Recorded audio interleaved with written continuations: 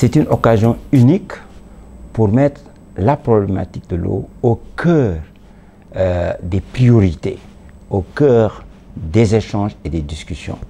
Le forum en soi est une occasion pour sensibiliser sur les questions de l'eau. C'est une occasion également de mobiliser les acteurs, mais c'est surtout une occasion pour impulser des réponses concrètes, des actions pour prendre en charge les problématiques de l'eau, que ce soit pour l'accès à l'eau et à l'assainissement. Alors, pour nous, Africains, ce forum est extrêmement important. Ce sera l'occasion de concentrer l'attention sur les problèmes de l'eau en Afrique, pour voir comment les progrès qui sont fragiles pourraient être améliorés et consolidés en matière d'accès à l'eau, en matière d'accès à l'assainissement, comment nous allons également nous organiser pour que l'eau soit davantage au service du développement agricole, au service du développement énergétique et touristique. On va se concentrer sur 4 priorités. La sécurité de l'eau et de l'assainissement d'abord, à l'échelle africaine, à l'échelle mondiale. Faire en sorte que partout et pour tous, nous puissions garantir un accès sécurisé à l'eau, en temps de paix, en temps de conflit. La coopération pour montrer comment la coopération pouvait aider les pays qui partagent les ressources en eau à construire ensemble des programmes, à réaliser ensemble des infrastructures, à partager ensemble des bénéfices et en le faisant dans le dialogue, dans la solidarité et dans la paix. L'eau pour le développement rural, les outils et les moyens. Les outils et moyens qui permettent véritablement d'atteindre les objectifs. C'est le financement, c'est la gouvernance.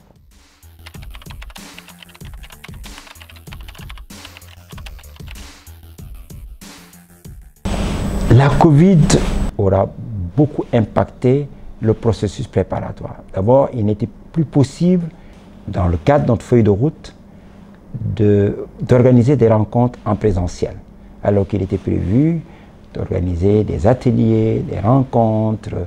Malgré ces contraintes, il recourt à toutes les possibilités qu'offre le digital, qui nous a permis d'organiser des rencontres, des consultations, puis il y a eu des visioconférences pour mobiliser les acteurs, mais aussi pour amener les acteurs à échanger pour construire le contenu.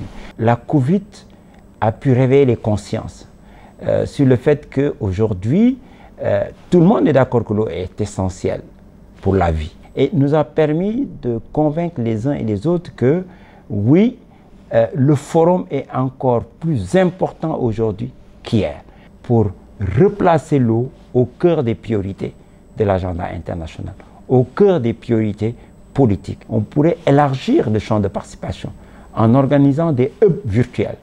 La Covid aura perturbé notre feuille de route.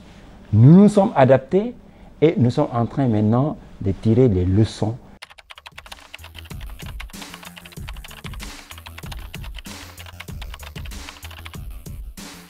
Aujourd'hui, à l'échelle mondiale, si la tendance actuelle se maintient, en 2030, la situation de l'accès à l'eau et à l'assainissement sera pire que ce qu'elle était en 2015. Les progrès sont insuffisants et il y a nécessité d'engager une accélération. Déjà, indépendamment de la Covid, on avait déjà constaté que nous étions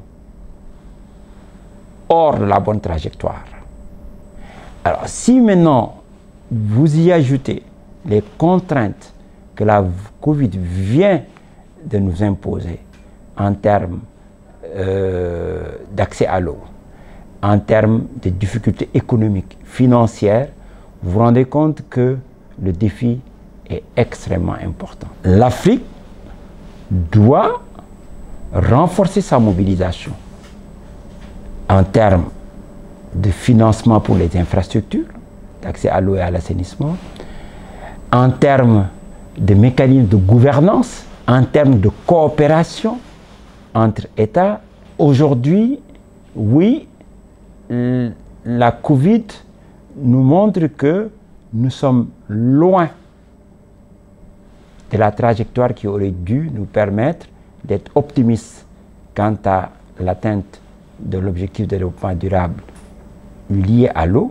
Je pense que la piqûre de rappel que constitue la Covid et le forum que nous avons l'ambition d'organiser, un forum à l'intérieur duquel l'Union africaine a déjà décidé d'organiser un sommet des chefs d'État pour adresser la question de l'eau, nous donne de l'espoir que oui, la mobilisation appropriée est en train de se préparer pour que nous puissions retrouver une trajectoire beaucoup plus positive qui puisse nous permettre d'espérer d'atteindre en 2030 l'objectif d'accès universel à l'eau et à l'assainissement en Afrique.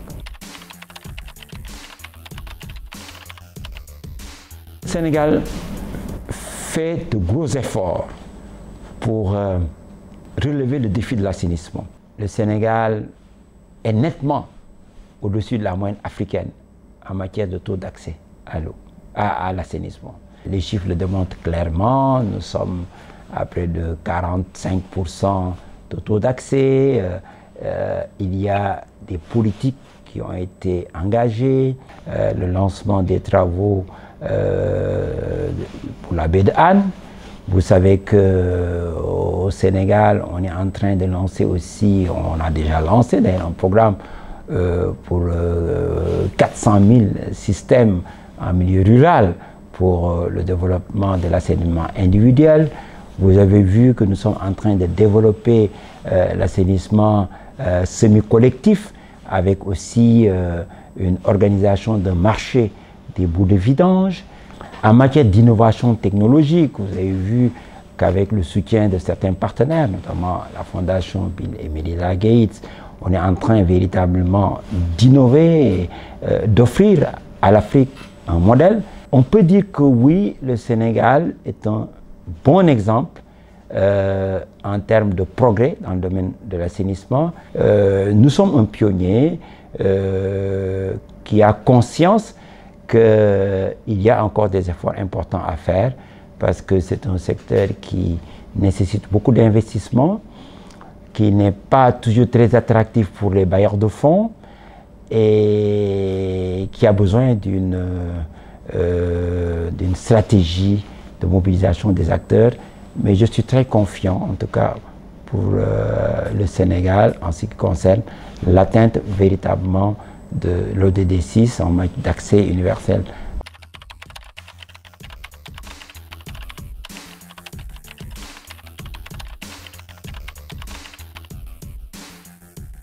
Alors, ce qu'il faut retenir, c'est que pour nous, le Sénégal accueille le forum, mais pour le compte de toute l'Afrique. Les pays africains, au niveau de l'Union africaine, ont décidé d'accompagner le Sénégal en organisant un sommet spécial des chefs d'État et de gouvernement à l'occasion du forum dédié à l'eau.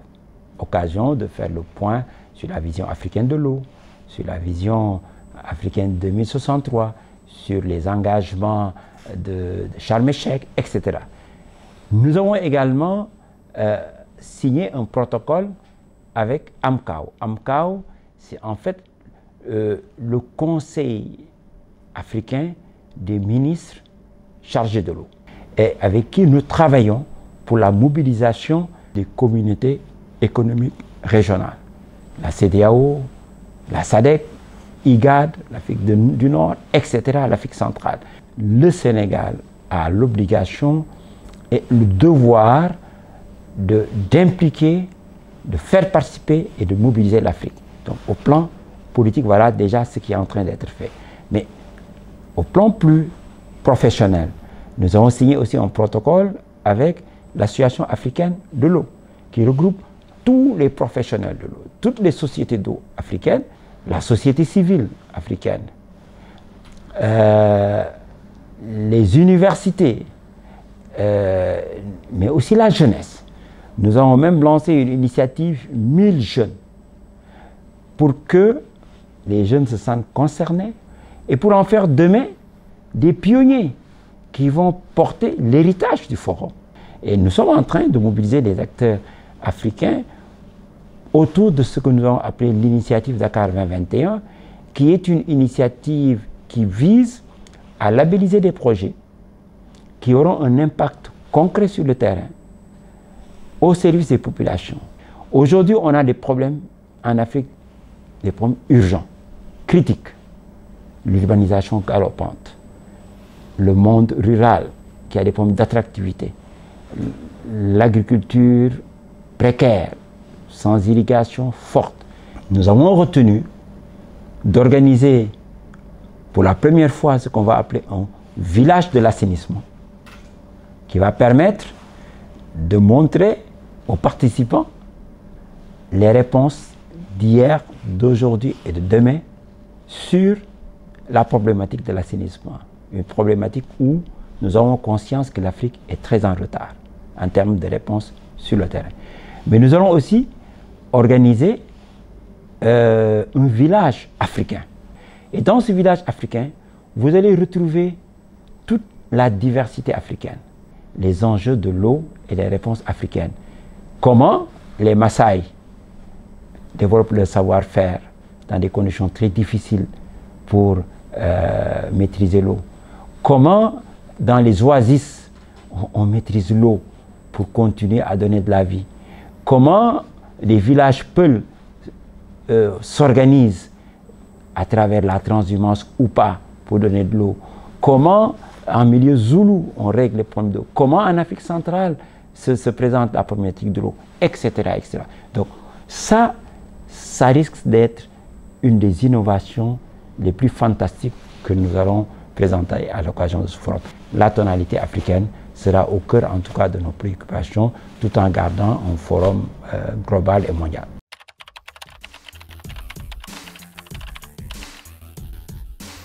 L'eau reste une problématique essentielle pour le développement. Nous n'atteindrons pas les objectifs de développement durable si nous ne réglons pas la question de l'eau et de l'assainissement. Nous devons donc tous nous mobiliser pour assurer un accès universel à l'eau. Et ceci, en particulier en Afrique où les problèmes d'eau sont les plus critiques. Le Forum mondial de l'eau, qui sera organisé à Dakar, accueilli par le Sénégal pour le compte de toute l'Afrique, doit rester un forum mondial, mais un forum qui apporte des réponses concrètes aux populations de l'Afrique et du monde. Et que nous souhaitons une mobilisation générale, un soutien, un accompagnement pour avoir un forum Dakar 2021 historique en termes d'efficacité et d'impact pour le monde et pour l'Afrique.